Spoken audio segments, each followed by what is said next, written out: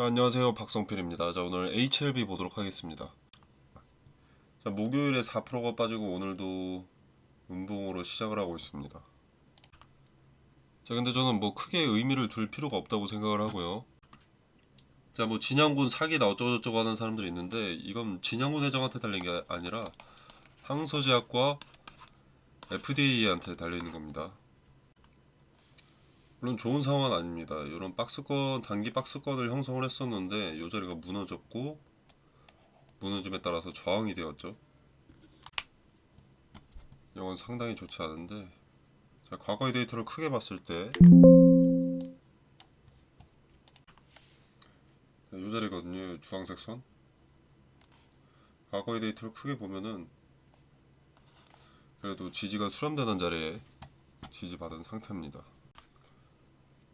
그래서 몇 거래일 안에 회복을 한다면 박스권 이탈을 했다고 보기 어렵고요. 박스권 이탈을 했다고 하더라도 다시 쉽게 박스권에 재진입하는 경우가 있습니다.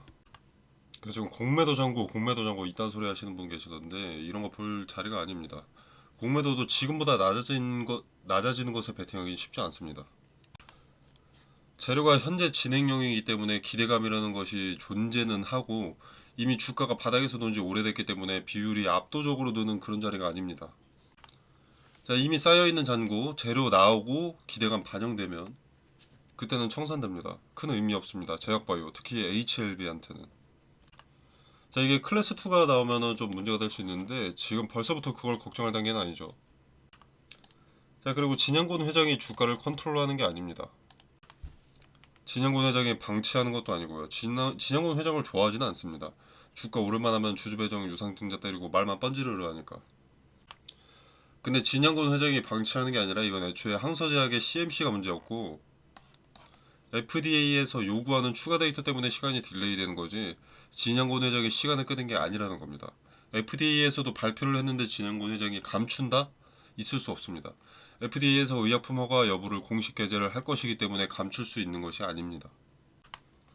유튜브 보면 본인들 스크립트 채우려고 영상 채우려고 헛소리 하면서 공감해주는 척 쓸데없는 소리로 사람들 걱정거리나 늘게 만들던데 지금 중요한 게 무엇인지 봐야 될 것이 무엇인지는 여러분들도 명확하게 좀 알아야 합니다. 네, 그리고 합병철에 관련해서 뭐 주가를 더 낮추고 합병을 다시 시도해서 주식 매수 청구권 가격을 낮출 수도 있다 라고 이야기도 하시는 분이 계시던데 합병 철회를 번복하려면 일단 이사의 결의 주주 공지부터 해야 되고요. 상장사가 합병 철회 공시를 번복할 경우에 불성실 공시법인으로 지정이 되고 제재금부가 등의 제재를 받을 수가 있습니다. 소카와 한국테크놀로지 사례가 있고요. 단기간 내에 발생하지 않을 일이라는 겁니다. 합병 철회 번복은. 이런 내용도 영상 채우려고 개 헛소리하는 사람이 있어서 한번 말씀을 드려봤습니다. 합병 철회는 환기 종목인 생명과학이 아쉬워지는 거죠. 합병 비율 때문에 주가는 확 낮아졌는데 철회로 환기 종목 리스크까지 못되게 생겼으니까. HLB 본주의 주주들은 크게 신경 쓸 필요가 없습니다. 이걸로 겁주는 유튜브 채널이 있다면 구독 취소하시면 되고요. 자, 아무튼 자, 차트 아까 보면서 주황색 위에 안착을 했다고 말씀을 드렸었는데 뭐 과거의 데이터한테 지지받았다고 말씀을 드렸었는데 그 밑에 내려와 있네요. 차트가 좋은 건 아닌데 뭐 그렇다고 달라지는 건 없습니다. 단기간 형성했던 요 박스권 하단을 이탈했다는 것도 팩트고 그리고 이제 지지가 강력해야 할 박스권 하단을 이탈하고 현재는 저항받고 있는 그림들이 나오고 있는데 하루 이틀 이탈했다고 박스권을 완전히 이탈했다 손절사이 나왔다 이렇게 보면 안 됩니다. 몇 거래일 만에 다시 박스권 내로 진입하는 경우가 많고요. 이렇게 윗꼬리를 달아놓은 자체가 이 자리에 매물들을 소화하고 올라갈 준비를 하고 있다 이렇게 해석할 수도 있는 겁니다. 자, 강력했던 지지가 이 자리는 강력할 수밖에 없었는데 강력했던 지지가 무너지면서 강력한 저항이 됐고 실제로 저항을 받았듯이 다시 한번 진입을 하게 되면 그 강력했던 저항은 다시 강력한 지지가 되기 때문에 아직은 지켜보는 것이 맞습니다. 그리고 또 재료 일정이 예정이 되어 있는데 NDA 말하는 거죠. 그 재료에 대한 기대감은 아직 반영이 되지 않은 상태입니다. 만약에 지금 시점이 그 기대감이 소멸한 상황이라면, 그러니까 NDA를 이미 신청을 했고 기대감이 반영된 상태에서 이런 흐름이 나왔다면 즉시 비중을 축소하는 것이 맞겠지만, 기대감이 전혀 반영되지 않았기 때문에 일단은 관망하는 것이 좋다는 겁니다. 현재 주가의 위치, 자리는 안 좋은 편인데 HLB의 재료 상황은 손절할 때가 아닌 상황인 거죠. 이 박스권 하단을 이탈했기 때문에 불안하신 분들 많으실 텐데, HLB의 세력도 이탈했다고 볼 수가 없습니다. 이런 윗자리에서 주가를 드리블하면서 모아가던 세력, 이런 때 단 한 차례의 물량을 털어낼 수가 없습니다. 자, 거래라는 게 체결이 돼야 되는데 주가를 받아주는 사람 없이 매도만 한다면 거래 자체가 체결이 안 됩니다. 그렇기 때문에 계단식으로 하락할 수밖에 없는데 그런 그림 자체가 나온 적이 없습니다. 아래 구간에서 매집한 흔적만 있지. 손해를 볼 바에는 없는 뉴스라도 그럴싸하게 만들어내고 자전거래로 주가 끌어올려서 엑시트하는 것이 세력이고요. 주가를 주도하는 주체도 NDA 신청 그 자체는 나올 수밖에 없다는 것을 알고 있고, 클래스 1이든 클래스 2든 기대감이 반영될 시점이 존재한다는 것을 분명히 활용할 겁니다. 여러분도 그 기대감을 야무지게 활용을 해야 된다고 보고요. 승인될 거라는 확신보다는 일단 예정된 일정에 대한 기대감만큼은 가져간다. 수익이라면 극대화하고 손실이라면 최소화하겠다. 이 전략으로 접근하시기를 권유드립니다. 그리고 저는 개인적인 사견이지만 승인이 나도 뒤통수가 예정되어 있다고 봅니다. 이제 떳떳해지니까 대규모 유상증자라든가 여기저기 자금 조달 받으면서 전환사채, 신주인수금부사채, 아니면 제3자 배정 유상증자 등으로 주식수 늘려가면서 자금 조달할 것으로 보기 때문에 저는 딱 기대감까지만 이용하는 것이 현명하다고 봅니다. 물론 승인이 나면 악재가 동반되어도 미래의 가치가 높기 때문에 시간을 두고 다시 가치에 맞게 자리를 찾아갈 수가 있지만, 기대감을 이용하고 이제 채권 등의 리스크로 주가가 하락하면 그때 재진입을 하면 됩니다. 물론 이건 뭐 지금 걱정할 단계는 아니니까 넘어가도록 하고요. 그리고 JP모건이 23년도에 뭐 목표 주가를 뭐 13만 원인가? 13만 원에서 15만 원인가? 뭐 이렇게 책정한 거 가지고 여러분들 듣기 좋으시라고 쓸데없는 소리 하는 사람 또 봤습니다. 그리고 그분의 영향을 받은 건지 이 얘기를 하시는 분들이 좀 있었고요. 자, 근데 이런 거 전혀 중요하지 않습니다. 뭐 15만 원에서 18만 원으로 설정했다라고 하는데, 원래 증권사의 목표 주가는 현재 나와 있는 모든 비전을 합산한 결과입니다. 짜낼 수 있는 모든 미래 가치를 합산하고 거기에 대한 기대감까지 더했을 때 몇 년 뒤의 목표 주가가 요렇다, 이렇게 말을 하는 겁니다. 여기에는 전환사채 등의 신주 상장 리스크들을 전혀 고려하지 않고요. 기업의 재료와 기대감으로 거기에 대한 개인들의 수급까지 얼추 고려해서 이런 가격을 때려 맞추기 때문에 이거 하나 보고 희망회로 걸리면 여러분들 도구로서 이용당하기만 딱 좋습니다. 얘는 공매도로 숏롱 둘 다 치기 때문에 그냥 개인들 수급만 많이 들어오면 좋습니다. 수급 들어오면 어느 쪽으로 이용할까 머리 굴리면 그만이고요. 그래서 목표 주가는 높게 잡아주는 편입니다. 상식적으로 증권사 목표 주가대로 움직인다면 세상에 손실보는 투자자는 단 한 명도 없을 겁니다. 냉정하게 객관적으로 현실을 봐야 내 수익이 더 커지거나 손실이 적어질 수 있습니다. 볼 필요가 없는 것에 집중해서 귀를 막지 않길 바라서 말씀드려봤고요. 자, 그리고 중요한 게 리라프 그라티닙입니다. 제가 생각하는 현 시점 가장 중요한 거, 봐야 될 거. 이건 지금 시점에서 큰 재료라기보다는 요게 전환사채 투자자 때문에 재료 하나 푸는 것으로 생각이 됩니다. 왜냐면요, 자, 일단 리라프 그라티닙은 담관암 치료제고요. 신약 허가 신청을 위한 사전 미팅을 신청했습니다. FDA한테.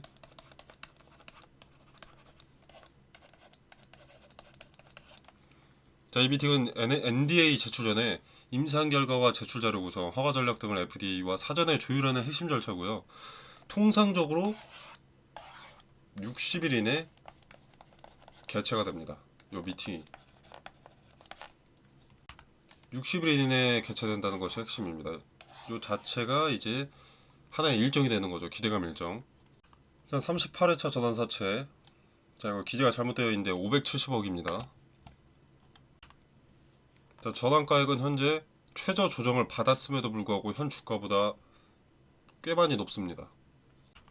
더 낮출 방법이 없기 때문에 전환 청구권을 행사할 이유가 없죠. 주식으로 받을 이유가 없습니다. 그럼 전환사채 투자자는 어떻게 할 수 있느냐? 사전에 계약했던 가격에 이 채권을 다시 사가라 라고 할 수가 있습니다. 이게 풋옵션이고요. 자, 이 풋옵션 행사가는 기간이 9월 9일부터입니다. 자, 리라프 그라티니 FDA 사전 미팅 신청은 7월 30일입니다. 두 달이 되면 9월 30일까지겠죠.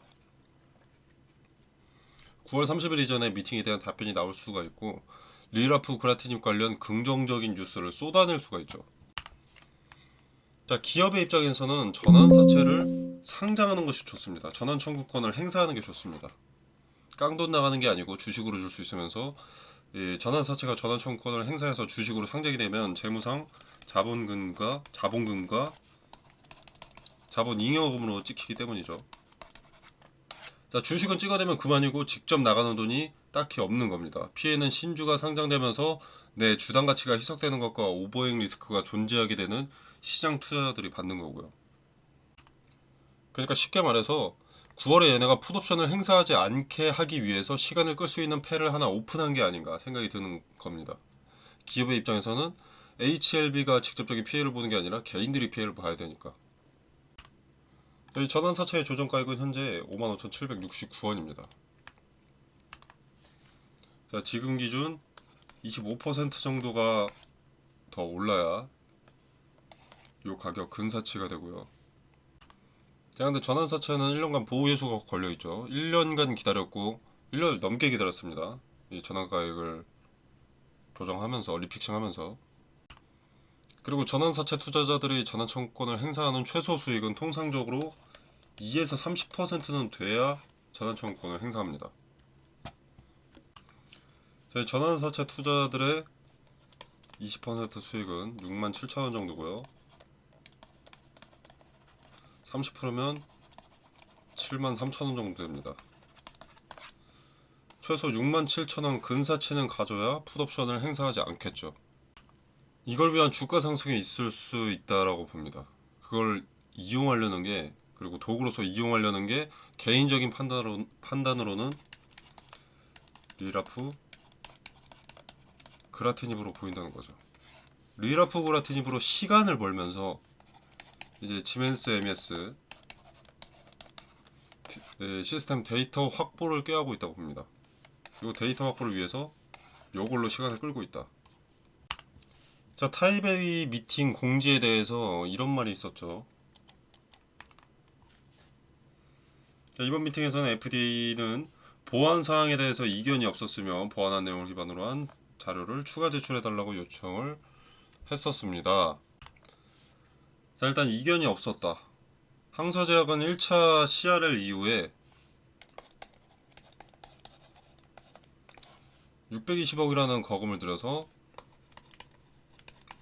맞나요? 620억? 정확한 액수가 기억이 안 나네. 620억이라는 거금을 들여서 지멘스 MES 시스템으로 장비를 교체한 바 있고, 이 지멘스 MES 시스템은 FDA에서 신뢰하는 시스템이라고 합니다. 그리고 참고로 이 항소작의 1차 CRL 이후에 FDA CMC 담당 출신을 고용해서 실사를 준비했었습니다.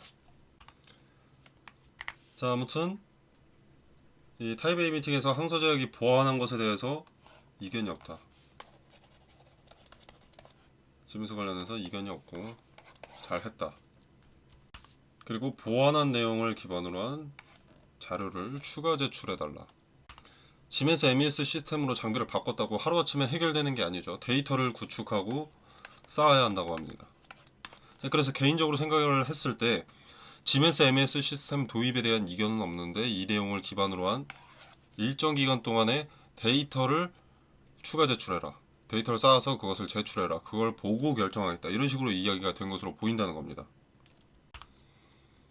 그리고 앞전 내용으로 다시 돌아가서 리라프 그라티닙 요 재료를 이용하는 것이 풋옵션으로 지들 생돈 나가지 않게 하려고 시간을 벌어놓는다.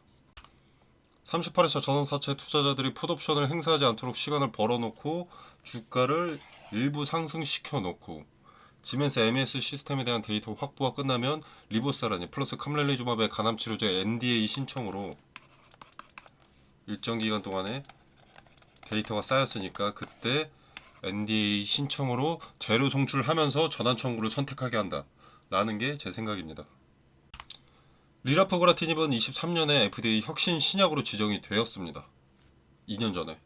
자, 근데 이제 와서 재료로 부각한다는 자체부터 시작된 의문이고요. 어떤 다른 의도가 있지 않나 생각이 듭니다. 물론 재료로서 가치가 없다는 것은 아닙니다만 지금은 도구로서 이용되고 있는 것이 아닌가 생각을 합니다. 자, 그래서 저는 풋옵션과 리라프그라티닙 사전 미팅 재료 일정이 나오는 9월에 추세가 조금씩 변하지 않을까, 변곡이 시작되지 않을까 생각을 하고 있고요. 물론 예단할 필요는 없고 지켜보면서 대응의 결을 정해두는 것뿐입니다. 플랜 A는 있지만 흐름이 다르게 흘러간다면 플랜 B에 대한 대응을 하면 되는 겁니다. 텔레그램방에서 관련된 자세한 해석과 디테일을 설명드리겠습니다. 그리고 이제 트레이딩 관점에서 중요한 자리들, 그리고 그 자리를 터치했을 때 나와야만 하는 근거들도 같이 말씀드리겠습니다. 관련된 뉴스와 정보들도 받아보실 수 있고요. 플랜 A가 틀렸다면 해야 할 이 플랜 B 대응에 대해서도 말씀드릴 예정이기 때문에 텔레그램방에 참여하셔서 도움이 되는지 지켜보시길 권유드립니다. 당연히 비용 발생하지 않습니다. 자, 텔레그램방 참여는 영상 설명란에 보시면 여기 더보기 버튼이 있고요. 여기에 링크를 기재를 해뒀습니다. 자유롭게 입장 퇴장 가능하시고요. 자, 이 공간 안에서 제공되는 정보 일체의 금전을 요구하지 않습니다. 투자의 기준과 근거들을 설명드리고요. 자, 그리고 HLB 대응 이외에도 추천 종목을 말씀을 드리기 때문에 뭘 사야 될지 모르겠다면 추천 종목도 한번 참고해 보셔도 좋을 것 같고요. 자, 그리고 검색기, 인터넷에 검색을 해보면 종류가 너무 많습니다. 그래서 뭘 적용하셔야 할지 많이들 헷갈리시던데 제가 좀 쓸모있는 것들만 추려서 알려드리겠습니다. 당연히 맞는 건 아니고요. 쓸데없는 방대한 정보들을 제외하고 봐야 될 것에 집중할 수 있도록 추려놓은 검색기입니다. 자, 그리고 종목 추천 같은 경우에는 중장기 수익주들 말고 단타 위주로 말씀을 드릴 예정인데 종목 찾고 계시는 분들 한번 확인해 보시면 되겠습니다. 물론 수익률 뭐 하루아침에 뭐 30%, 50%뭐 이렇게 100%, 200% 난다 이런 거 아닙니다. 하루에 뭐 3에서 5%뭐 잘나면은 10% 정도 이런 거고, 당연히 매번 수익 종목인 것도 아닙니다. 리스크 적은 종목으로 매매 연습하시면서 소소하게 용돈 챙기는 목적이 더 크고요. 당연히 무료 추천 주니까 부담 없이 지켜만 보셔도 상관이 없습니다. 관심 있으신 분들은 참여해 보시면 되겠고요. HLB에 대한 대응은 차트와 뉴스 등의 자료를 더 수집하고 정보의 정확도를 높여서 빠르게 전달 드리도록 하겠습니다. 자, 오늘 영상 여기까지고요. 시청해 주셔서 감사합니다.